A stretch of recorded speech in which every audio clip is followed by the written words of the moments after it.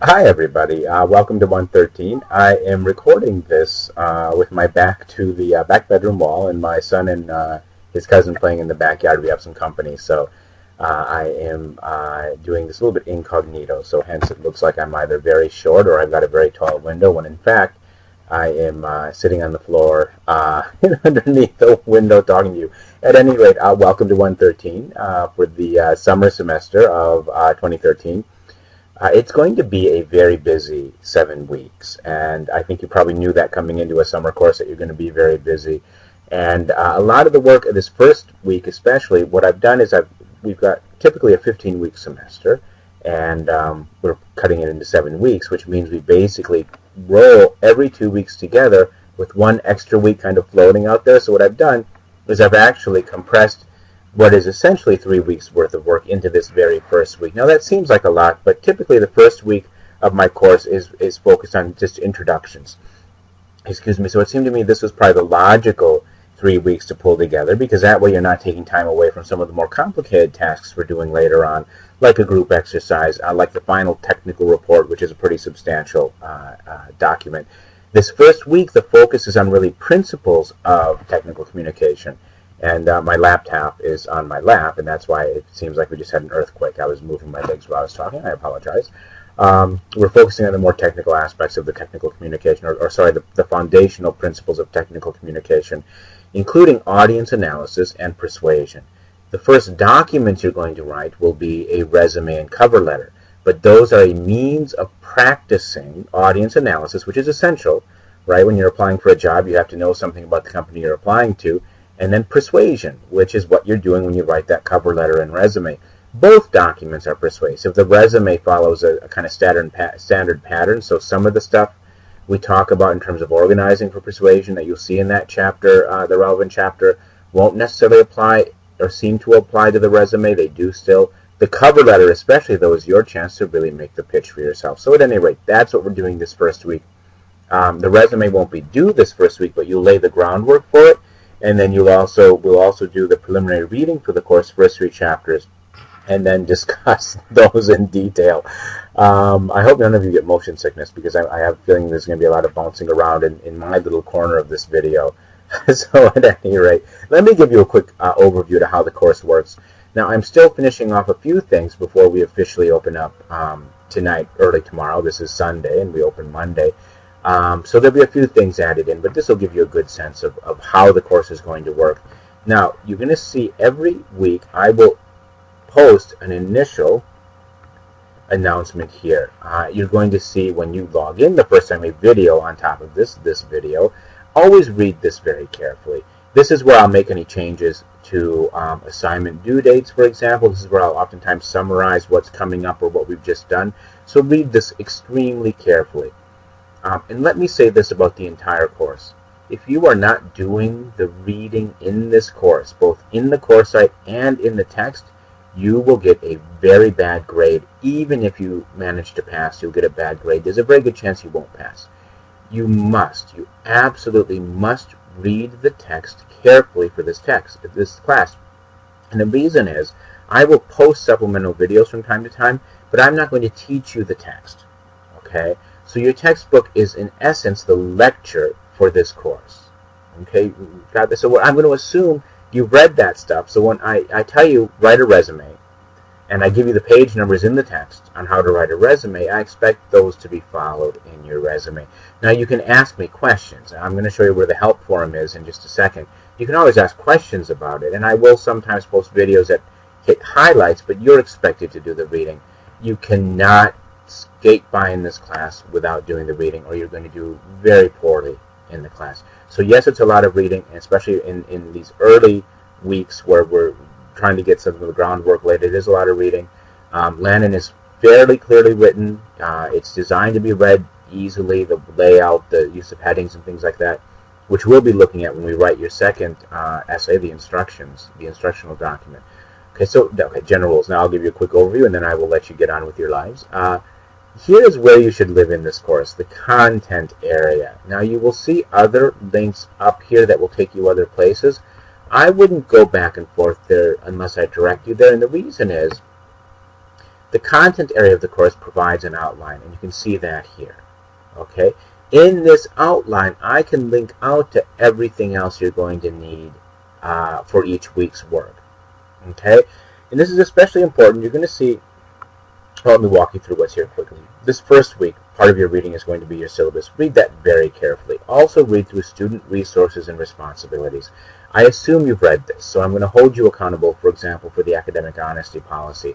I will hold you accountable for the disruptive student policy, these sorts of things, because they are here. I've told you to read them. I expect them to be read, so you can't afterwards say, okay, I didn't read that. The syllabus is designed to kind of give you an introduction to the course and to online learning, so take some time with that as well. The student resources and responsibilities, at the very least, skim through it, slow down at the stuff you think would really help you, and then you're responsible for all of it. I suggest reading the whole thing, to be honest. Unit 1, Give the People What They Want, is the unit I've just introduced, focusing on analyzing an audience, so deciding what people do want, and then providing a document that meets those needs. We're going to do that throughout the course. The cover letter and resume do it very directly because you're trying to understand what they're looking for in an employee in whatever position they're advertising, and then convince them that you fit that job even if you don't fit it perfectly. Okay? Beneath that, you're going to see the module. These are called modules. The Unit 1 module. Beneath that, you're going to see typically, and this will be typical of most of the unit modules here, a sort of resources module, which will begin with or typically include the writing assignment. So this writing assignment 1, the ultimate sale, those are the instructions, the overview for what I'm going to be looking for when you write this, in addition to which you'll be expected to have the stuff from the reading kind of mastered.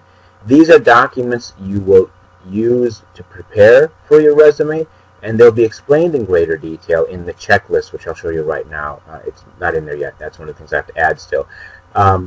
You'll be told how to use these, so you don't have to work through all these documents immediately.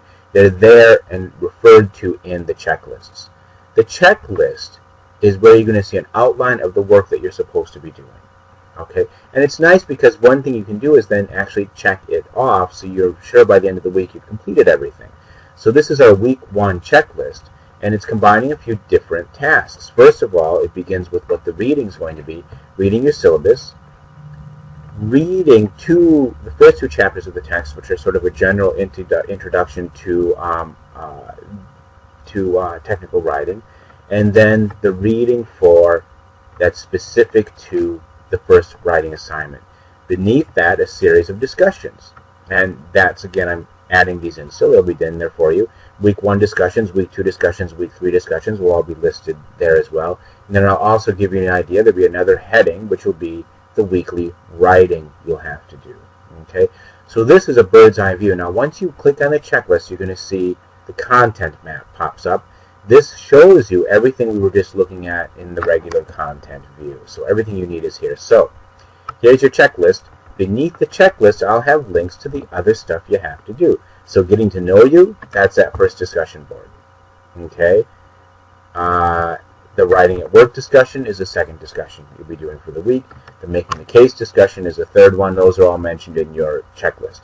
So you don't need to come up here and find the discussion boards because I've linked to them in the checklist. If ever I mention something that's not in the module, that means I made a mistake. So just post to the help forum or drop me an email and I'll go in and fix that. Okay? One thing I want to mention to you is I am adapting this from a course I taught in the winter, which is 15 weeks, I mentioned that, and I'm revising it a little bit as I go. Okay?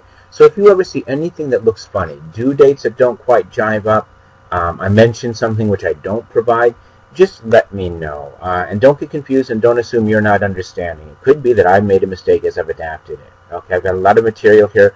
I'm trying to turn things off that you don't have to see and connect back to things that I'm moving from one week to another. So mistakes shall likely be made.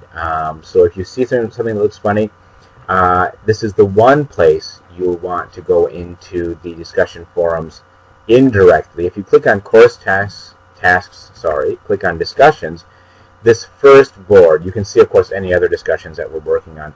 This first discussion board, the help forum, is where you just post any questions you have for me.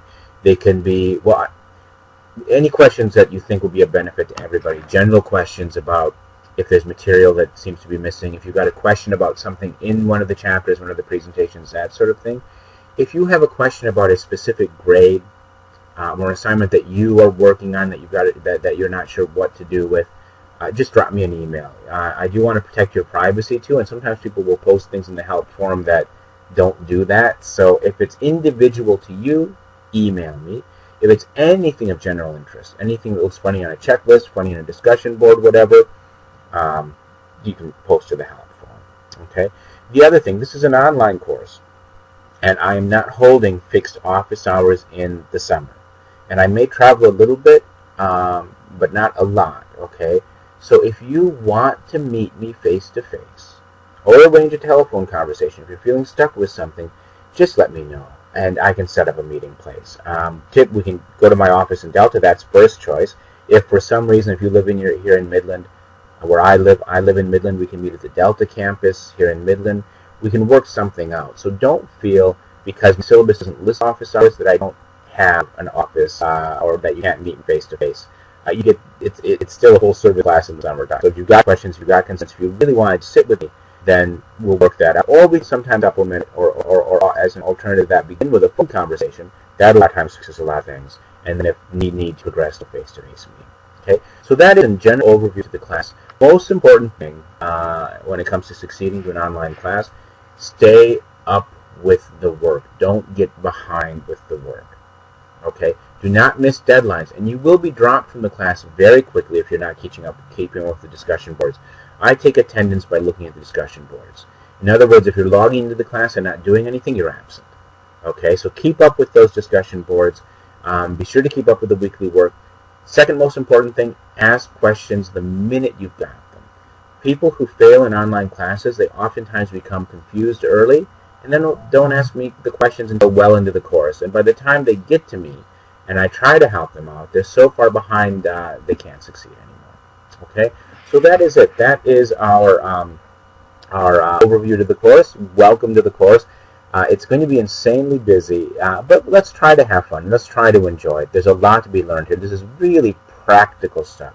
This is stuff that I have taught at companies from time to time, because what happens is people, when they're in college, don't take writing courses or don't take their writing courses seriously.